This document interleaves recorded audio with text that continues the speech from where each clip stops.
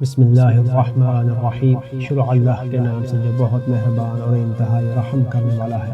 ایک دفعہ ابو جہل مشرکین مکہ کا ایک وفد لے کر رسول خدا صلی اللہ علیہ وآلہ وسلم کے پاس آیا اور آپ سے کہا کہ آپ کہتے ہیں کہ قوم موسیٰ نے اللہ کو دیکھنے کا مطالبہ کیا تھا تو ان پر اللہ کی طرف سے تجلی گری تھی اور وہ جل کر ہلاک ہو گئے تھے۔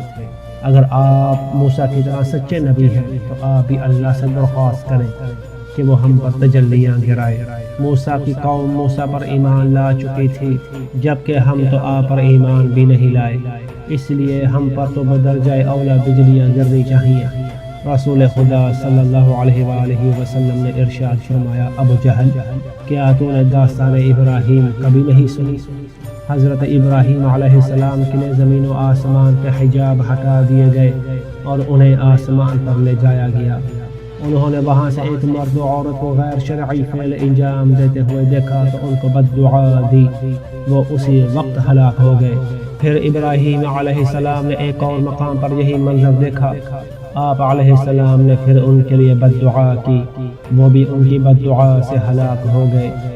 پھر آپ علیہ السلام نے تیسری دفعہ یہی منظر دیکھا تو آپ علیہ السلام نے ان کے لیے بھی بد دعا کی، وہ بھی فوراً ہلاک ہو گئے۔ آپ علیہ السلام نے چوتھے جوڑے کو بدکاری کرتے ہوئے دیکھا۔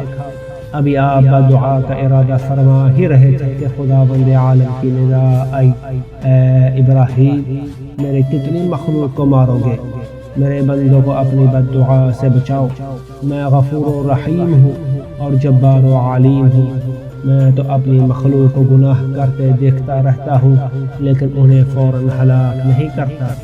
اپنے آپ کو بد دعا دینے سے دور رکھو، میں نے تمہیں تبلیغ دین کے لیے مبعوث کیا ہے، تم نہ میری مملکت میں شریک ہو اور نہ ہی مجھ پر تمہارا حکم چلتا ہے۔ میرے بندے تین حال سے خالی نہیں۔ پہلی حالت، وہ گناہ کرتے ہیں لیکن میں انہیں سزا دینے میں جلدی نہیں کرتا، اگر وہ توبہ کر لیں تو میں ان کے گناہ معاف کر دیتا ہوں اور ان کی پردہ پوشی کرتا ہوں۔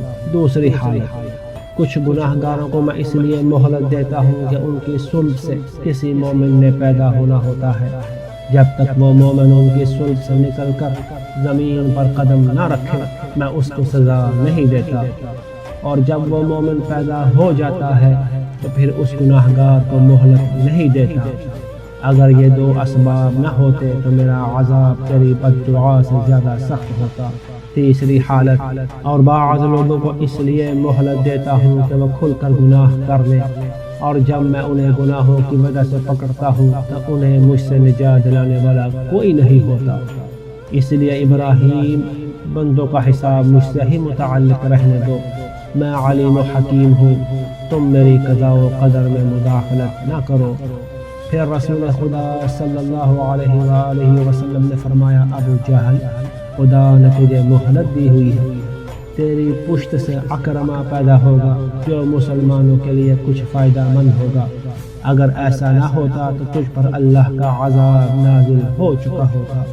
اور قریش کے باقی افراد کو اللہ اس لیے مہلت دے رہا ہے کہ وہ عنقریب اسلام قبول کر لیں گے۔